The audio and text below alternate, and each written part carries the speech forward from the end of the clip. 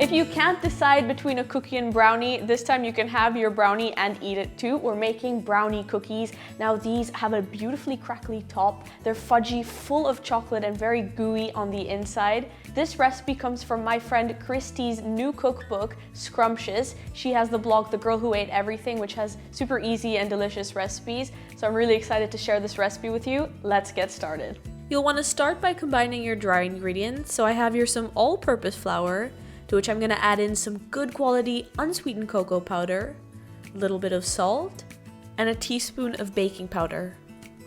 And this isn't in Christy's recipe, but I also like to throw in a teaspoon of instant espresso powder, which has the ability to enhance the flavor of the chocolate, and I also just love coffee. Chocolate is an essential ingredient in brownies as it is in these brownie cookies, so you'll need 225 grams of dark chocolate. Try to use between 60 to 80% cacao solids. I'm using 75. Transfer the chocolate to a small saucepan and also throw in some unsalted butter. Now over a very low flame, melt the ingredients together until they are silky smooth. Now you need a really low flame for this. If you're a bit scared about burning the chocolate, make sure to use a double boiler, or melt it in the microwave, stirring after every 30 seconds or so, or until the ingredients are completely melted. At that point, you can set it aside to cool. Now I have your large bowl, to which I'm going to crack in 2 eggs. Make sure that no shells get in there. And next you want to add in some sugar. Christy calls for half of the quantity of brown sugar and half of granulated sugar, but in Poland we don't get packed brown sugar, so what I did was I just added about a tablespoon of molasses to the mixture, and molasses has an earthy, caramelly undertone, and essentially brown sugar is just granulated sugar with the addition of molasses.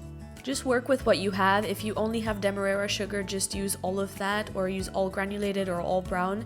As long as you're adding a cup or 190 grams of sugar, it's fine. You'll want to beat the mixture together until it is nice and thick, pale and fluffy, and it should be doubled if not tripled in volume. You'll also need a teaspoon of vanilla extract, which they were out of at the store, but the instant espresso powder that we used at the beginning also adds a nice flavor to the batter. And after 10 minutes, the eggs will be sufficiently whipped, so you can pour in the chocolate that we had set aside earlier, and I just like to gently whisk it in. Now remember that flour mixture that we had set aside earlier? Well, it's time for the flour to shine, and I like to use a spatula to fold it in as evenly as possible, scraping down the sides of the bowl to make sure everything is incorporated. The batter will be thick, but it won't be quite as thick as a cookie dough. And now for some add-ins that take these cookies to the next level, some chopped up chocolate. Christy calls for chocolate chips, but those aren't as easily available in Poland, so I actually chopped up some milk chocolate, which I thought would complement the dark chocolate from the brownie batter well. And I also threw in some walnuts for a nice crunch. This is optional, but highly recommended.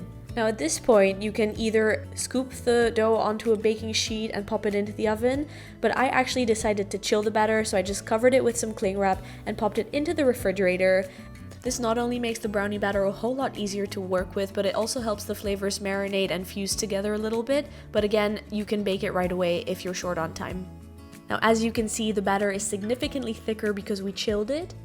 Using a spoon, I just scooped 2 tablespoon-sized mounds of the mixture.